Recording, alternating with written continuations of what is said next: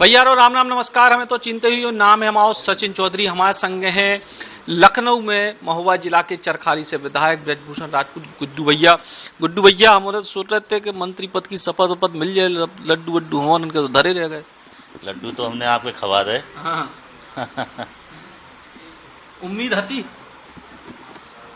देखिए, हमारे तो गुरुजी मुख्यमंत्री बन गए हैं, तो जब मुख्यमंत्री जी अपने हैं तो सब मंत्री ही अपने हैं, तो सरकार अपनी है। तो जब मैं कौन विचार करे कि यह उम्मीदें करियन की ऐसी कोई जरूरत नहीं थी।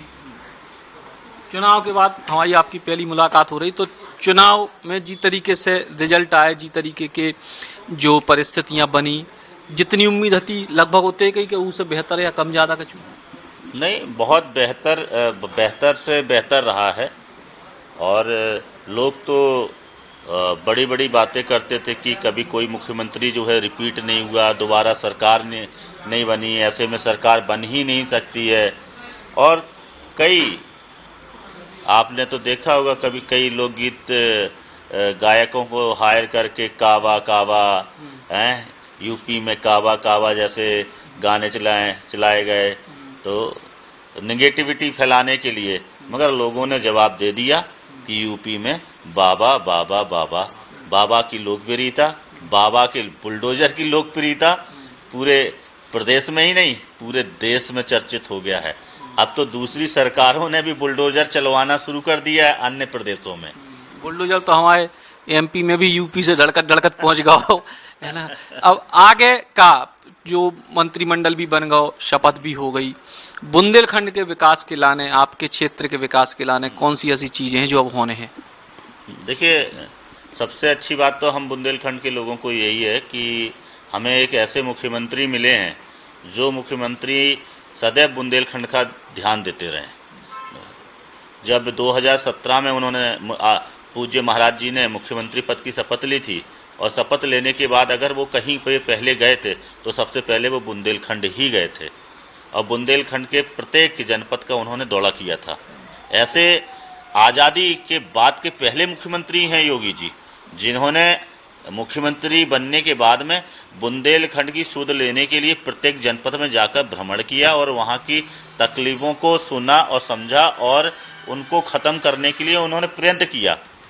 लगातार आप जैसे देखते ही रहे होंगे, जब जब चुनाव आते थे, गांधी परिवार का कोई ना कोई व्यक्ति बुंदेलखंड के गरीबों के यहाँ रोटियां खाने के लिए, अपनी हमदर्दी व्यक्त करने के लिए कि हम गरीबों के साथ हैं, हम गरीबों की पार्टी हैं, बस वो चुनाव में रोटी खाते थे।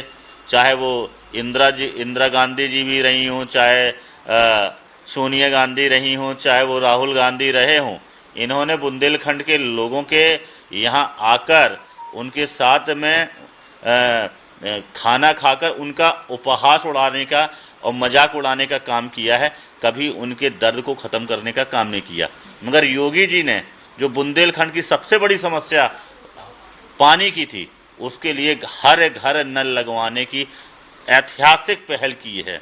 आज बुंदेलखंड के प्रत्येक गांव में बड़ी बड़ी टंकियां बन रही हैं, हर घर में नल लग रहे हैं, तो इसके लिए योगी जी बधाई के पात्र हैं।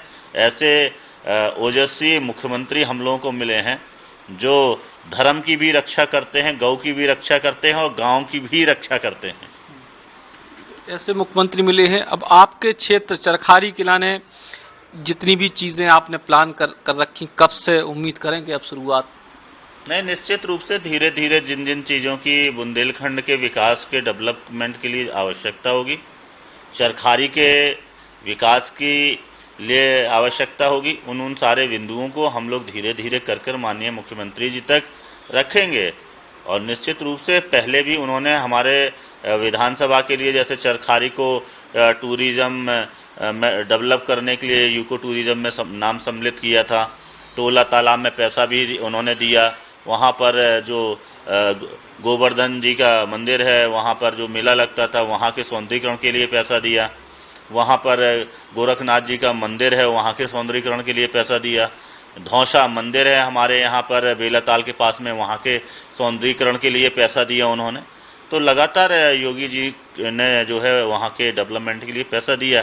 और मेरी विधानसभा से न तो जो अर्जुन साहब परियोजना कितनी बड़ी परियोजना थी जो किसानों के लिए किसान कितने सालों से उसका इंतज़ार कर रहा था कि ये नहर कब चालू होगी, कब हमारे खेतों में पानी आएगा। ऐसी ऐतिहासिक परियोजना को माननीय मुख्यमंत्री जी ने पूरी ईमानदारी और निष्ठा के साथ में बुंदेलखंड के लोगों को समर्पित किया है। और साथ साथ में आपने देखा होगा कि मेडिकल कॉलेज, एक डॉक्टरों की बड़ी कमी पूरे प्रदेश में, क्योंकि पिछली सरकारों ने जो है मेडिकल एजुकेशन के ऊपर ध्यान नहीं दिया था। पहली बार उत्तर प्रदेश में ऐसा हो रहा है, योगी जी की ही सरकार में हो रहा है कि मेडिकल एजुकेशन को बढ़ावा देने के लिए सरकारी तौर पर तो मेडिकल कॉलेज बनाए ही जा रहे हैं, साथ में पीपी पैटर्न का भी एक नया फॉर्मेट तैयार किया है कि अगर कोई प्राइवेट व्यक्ति सरकार के साथ टाई अप कर अगर मेडिकल कॉलेज का निर्माण कराना चाहता है, बनाना चाहता है, तो उसके लिए भी योगी जी ने दरवाजे खोले हुए हैं। क्योंकि जितने ज़्यादा जब मेडिकल एजुकेशन के कॉलेजेस खुलेंगे उतने ही ज़्यादा डॉक्टर हम लोगों के बीच में आएंगे। जब ज़्यादा डॉक्टरों की संख्या होगी तो निश्चित रूप से उपचार भी तभी हो पाएगा।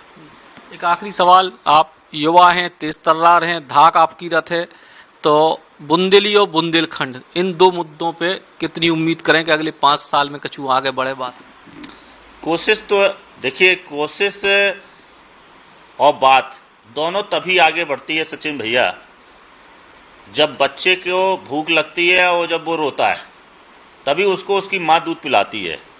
बुंदेलखंड राज का निर्माण की बात कर लें या बुंदेलखंड के विकास के डेवलपमेंट की बात कर लें, ये जब बुंदेलखंड के लोग अपनी बात को सही से रखेंगे तो निश्चित रूप से हर जनप्रतिनिधि को उनकी बातों को सुनकर पार्टी के मुखियाओं तक रखनी होगी। सीधा सीधा है, मात्र गिने चुने लोगों के आवाज़ उठाने से बुंदेलखंड के में न बेहतर तरीके से विकास हो सकता है और न ही बुंदेलखंड राज बन सकता है।